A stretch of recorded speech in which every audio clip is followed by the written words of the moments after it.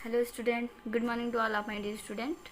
हमने स्टार्ट किया था class 8 cell structure and function, और हम लोग ने एक थ्रू एग्जांपल ये समझने की कोशिश किया था कि जो सेल होता है कैसे हमारे पूरे लाइफ का, हमारे पूरे पूरे बॉडी का एक बेसिक यूनिट होता है।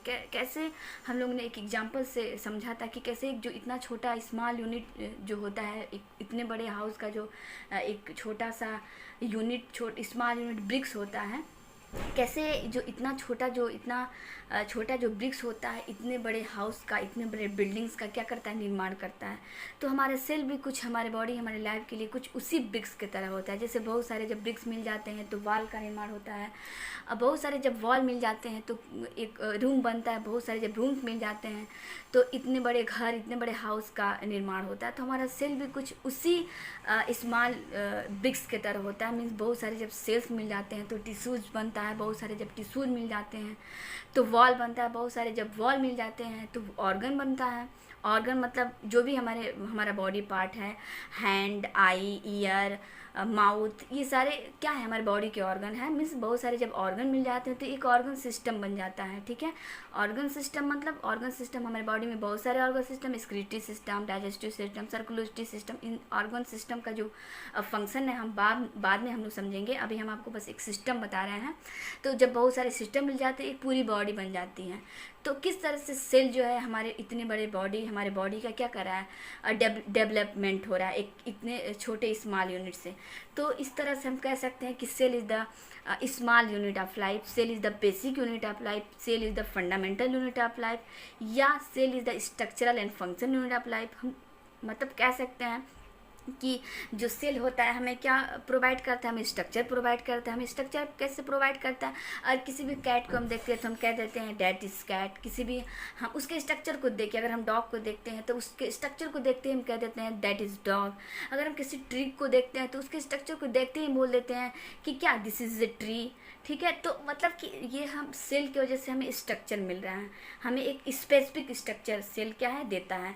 और स्ट्रक्चर के साथ साथ हमें ये क्या देता है, हमें फंक्शन भी देता है। फंक्शन कैसे देता है, हम आपको क्या कर रहे हैं, हम यहाँ टीचिंग कर रहे हैं, मतलब कि हमारे बॉडी से कोई फंक्शन हो रहा है। ठीक है, हम एक्सप्लेन कर रहे हैं, मतलब कि हमारे बॉडी के थ्रू कोई ना कोई ऐसी एक्टिविटी हो रही है, एक्टिविटी चल रही है, मीन फंक्शन हो रहा है। यानी कि सेल हमें क्या देता है, फंक्शन। कहीं ना कहीं उस सेल में फंक्शन हो रहा होता है जिसकी वजह से हमें फंक्शन मिलता है, हमें हमारे बॉडी में फंक्शन होता है। मतलब कि सेल क्या देता है, हमें स्ट्रक्चर देता है, और स्ट्रक्चर के साथ साथ हमें क्या देता है, हमें फंक्शन भी देता है। ठीक है, तो इतनी ये बातें तो आपको क्लियर हो गई होगी। आई होप कि आप ये बातें समझ गए होंगे कि जो सेल होता है वो कैसे हमारे लाइफ के लिए, हमारे बॉडी के लिए इतना ज़्यादा क्या होता है, इम्पॉर्टेंट होता है। ठीक है, कैसे एक सेल से हमारे इतने बड़े बॉडी, एक ऑर्गेनिज्म, इतना बड़ा ट्री का क्या हो जाता है, फॉर्मेशन हो जाता है। तो ये सारी चीज़ें आपको क्लियर हो गई होंगी।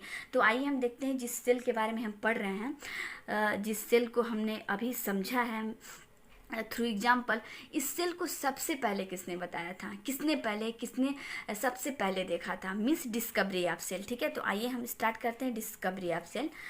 Let's see, the term cell was first introduced by an English scientist Robert Hooke. हम आपसे बता दें कि ये जो सेल है इसको सबसे पहले एक साइंटिस्ट ने देखा था, जो कि इंग्लिश साइंटिस्ट हैं, वो रॉबर्ट हुक। ठीक है, रॉबर्ट हुक ने देखा था। कब देखा था, ईयर कौन सा था जब इन्होंने सबसे पहले सेल को देखा था, 1665 में देखा था। In his book named Micrographia, उन्होंने एक बुक लिखी थी जिसका नाम था माइक्रोग्राफिया, और उसी माइक्रोग्राफिया में उन्होंने इस सेल का जिक्र किया था। ठीक है, तो हम देखेंगे ये कि वो क्या किए थे, उन्होंने ऐसा कौन सा वर्क किया था, वो वर्क उन्होंने किया था किस पर किया था। तो आइए ये जानने की हम कोशिश करते हैं, ये समझने की हम कोशिश करते हैं कि उन्होंने किस चीज़ पे काम किया था। He was study thin slices of cork, उन्होंने किस पे स्टडी किया था, स्लाइसेस ऑफ कॉर्क लिया था उन्होंने, कुछ टुकड़ा लिया था, किसका, कॉर्क था। What is cork, cork is the bark of tree. ठीक है, ये जो कॉर्क होता है, बार्क ऑफ ट्री मतलब पेड़ का जो छाल होता है। जब भी हम कभी पेड़, आप देखिए कभी भी जब भी हम पेड़ के पास जाते हैं तो पेड़ के जो ट्रंक जो रीजन होता है, ठीक है, उनका जो ट्रंक रीजन होता है उस पर एक लेयर बनी होती है। कभी कभी हम उसको तोड़ने की कोशिश भी करते हैं, तोड़ते रहते हैं, तो वही होता है पेड़ का छाल। मतलब बार कार्पेट्री उसी का बना होता है cork under self design primitive microscope. उनके पास क्या था, उन्होंने उनके खुद के द्वारा सेल्फ डिजाइनेटेड प्रिमिटिव माइक्रोस्कोप, मतलब कि उनका जो माइक्रोस्कोप था बहुत ही ज़्यादा वेल डेवलप नहीं था, क्योंकि ये बातें ये कब का है 1665 का, आज से कितनी ईयर पहले की बात है। तब जो माइक्रोस्कोप था, माइक्रोस्कोप इतना ज़्यादा डेवलप नहीं था। माइक्रोस्कोप मीन्स था मैग्नीफाइड डिवाइस, ऐसा डिवाइस जिसमें हम एक छोटे से चीज़ को बहुत बड़ा करके देख सकते हैं। तो उनका जो माइक्रोस्कोप था उनके खुद ही के द्वारा बनाया गया था। तो उन्होंने अपने द्वारा बनाए गए माइक्रोस्कोप में देखा था, किसको देखा था, स्लाइसेस ऑफ कॉर्क को देखा था। कब देखा था, 1665 में। उन्होंने स्लाइसेस ऑफ कॉर्क को लिया और उन्होंने क्या किया, उन्होंने उसमें देखा कुछ इस तरह के, जब इन्होंने कॉर्क लिया तो उन्होंने कुछ इस तरह के स्ट्रक्चर देखा, जैसे मान लीजिए छोटा छोटा जो पार्टिकल्स है, टाइनी कंपार्टमेंट लाइक स्ट्रक्चर उन्होंने देखा जो किसके सिमिलर था, वो किसी स्ट्रक्चर के सिमिलर था। उन्होंने जब उस स्ट्रक्चर को अपने माइक्रोस्कोप में देखा तो उन्होंने ये देखा कि इस तरह का जो स्ट्रक्चर हम देख रहे हैं इसको हमने इसके पहले कभी भी देखा है। वो कौन सा स्ट्रक्चर था जो उस स्ट्रक्चर के सिमिलर था, हनीकॉम्ब था, मीन्स मधुमक्खी का छत्ता था। उनको वो स्ट्रक्चर मधुमक्खी के छत्ते के जैसा दिखा। जैसे आप लोगों ने देखा होगा कभी ये हनीकॉम्ब, तो उन्होंने उसमें आप लोग देखे होंगे कि कुछ छोटे छोटे मतलब पार्टिकल्स होते हैं, कुछ छोटे छोटे ना कंपार्टमेंट लाइक स्ट्रक्चर हमको देखने को मिलते हैं। तो उन्होंने उस स्ट्रक्चर का किससे कंपेयर किया, उसी हनीकॉम्ब के जैसे। उन्होंने जब उसमें देखा तो उन्होंने कुछ इस तरह का अलग कंपार्टमेंट लाइक स्ट्रक्चर देखा जो एक खाली रूम की तरह उनको दिखा। देखिए लाइक दिस उन्होंने इस तरह का स्ट्रक्चर देखा जो किसके सिमिलर था, हनीकॉम्ब के, ठीक है, कंपार्टमेंट लाइक स्ट्रक्चर। और उन्होंने उसके एक कंपार्टमेंट को क्या कह दिया, सेलुला कह दिया, ठीक है। उन्होंने एक कंपार्टमेंट को सेलुला कह दिया, अब जिसे हम सेल के नाम से जानते हैं, ठीक है। That it's clear. आपको इतना क्लियर हो गया कि रॉबर्ट हुक ने क्या लिया था, स्लाइसेस ऑफ कॉर्क लिया था। उन्होंने अपने खुद के बनाए हुए माइक्रोस्कोप में उसे देखा था, और जब उन्होंने उस स्ट्रक्चर को देखा तो वो स्ट्रक्चर जो था किसी दूसरे स्ट्रक्चर के सिमिलर था, वो स्ट्रक्चर था हनीकॉम्ब, ठीक है। एंड नेक्स्ट पॉइंट हम देखते हैं, Robert Hooke named them as cellula. उन्होंने उस कंपार्टमेंट लाइक स्ट्रक्चर को जब देखा तो उन्होंने उसका नाम सेलुला दिया, जो अब हम सेल के नाम से जानते हैं। अब हम देखते हैं कि उस सेल का मीनिंग क्या होता है। सेलुला इज ए लैटिन वर्ड। देखिए जो सेलुला होता है, जो सेलुला था वो लैटिन वर्ड। देखिए अब आपको जब भी आप लोग बायोलॉजी पढ़ेंगे तो इसमें बायोलॉजी साइंस पढ़ेंगे तो इसमें लैटिन वर्ड, ग्रीक वर्ड, ऐसे करके कुछ वर्ड्स आएंगे। तो जो लैटिन वर्ड एक वर्ड था, एक वर्ड होता है, तो उस लैटिन वर्ड का मतलब ही होता है, उसका मीनिंग होता है लैटिन वर्ड। जो लैटिन वर्ड था वो, जो सेलुला था वो एक लैटिन वर्ड था और उसका मतलब होता है ए लिटिल रूम, ठीक है। तो एक ए लिटिल रूम, तो उन्होंने एक कंपार्टमेंट लाइक स्ट्रक्चर देखा और उन्होंने सेलुला नाम दिया। और ये जो सेलुला का मतलब होता है एक छोटा सा, एक एम्प्टी रूम, एक लिटिल रूम के बराबर होता है। तो इन्होंने ऐसे उन्होंने देखा कि उनको क्या देखा उस स्ट्रक्चर में, एक खाली रूम के तरह एक स्ट्रक्चर देखा जिसे उन्होंने सेल कहा। उन्होंने बस इतना ही कहा था, ठीक है।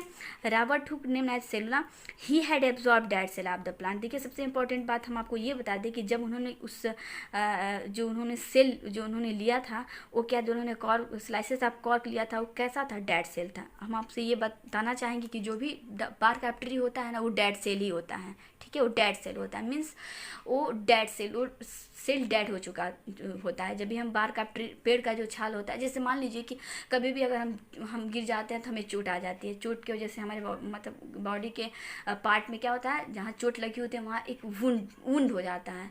तो जो वुंड होता है ना, कभी देखिएगा जब रिपेयरिंग शुरू हो जाता है, सेल्स जब पुराने वाले सेल्स डैमेज होने लगते हैं और नए सेल जब बनने लगते हैं, तो उस जो वुंड होता है उसमें से देखिएगा निकलने लगता है। वो क्या होता है, उसका डेड सेल होता है, जिसका हम क्या करते हैं, जो क्लीन करते हैं हम, तो क्या होता है वो उसका डेड सेल होता है। वैसे ही बार्क जो होता है वो ट्री का डेड सेल होता है। तो ये आप याद रखें कि रॉबर्ट हुक ने जिस सेल को देखा था, जिस सेल पे डिस्कवरी किया था, वो किस तरह का सेल था, डेड सेल था, ठीक है। वो लिविंग सेल नहीं था, वो डेड सेल था, जो क्या था, प्लांट सेल था। देखिए जो बार्क होता है वो ट्री का पार्ट होता है। बार्क ऑफ ट्री मतलब ट्री क्या होता है, उन्होंने प्लांट होता है, और उन्होंने प्लांट सेल को देखा था, वो भी कैसा था, डेड सेल था, ठीक है। तो हमको इतनी सारी चीज़ें हमें समझ में आ गई कि सेल क्या होता है, सेल को सबसे पहले किसने देखा था। तो इसी सीक्वेंस में कुछ और भी साइंटिस्ट हैं जिन्होंने हमें सेल के बारे में बताया। तो देखिए आज हम इतना ही रहने देते हैं, नेक्स्ट वीडियो में हम बताएंगे उन साइंटिस्ट के बारे में जिन्होंने हमें बताया था और भी कुछ ऐसी बातें बताई थी। तो आज के लिए इतना ही। चूँकि अभी हम उन साइंटिस्ट के बारे में पढ़ने लगेंगे तो जो हमारा ये वीडियो है और थोड़ा क्या हो जाएगा, बड़ा हो जाएगा। और हम चाहते हैं कि शॉर्ट वीडियो आपको बनाए ताकि आपके लिए आपको इजी हो, ज़्यादा बोरिंग ना हो। तो बाकी के जो साइंटिस्ट हम अगले वीडियो में देखते हैं, ठीक है। तो आज के लिए इतना ही, इतना आप क्या करिएगा, प्रिपेयर करिएगा, फिर नेक्स्ट वीडियो में मिलते हैं। Okay, that's all and good bye.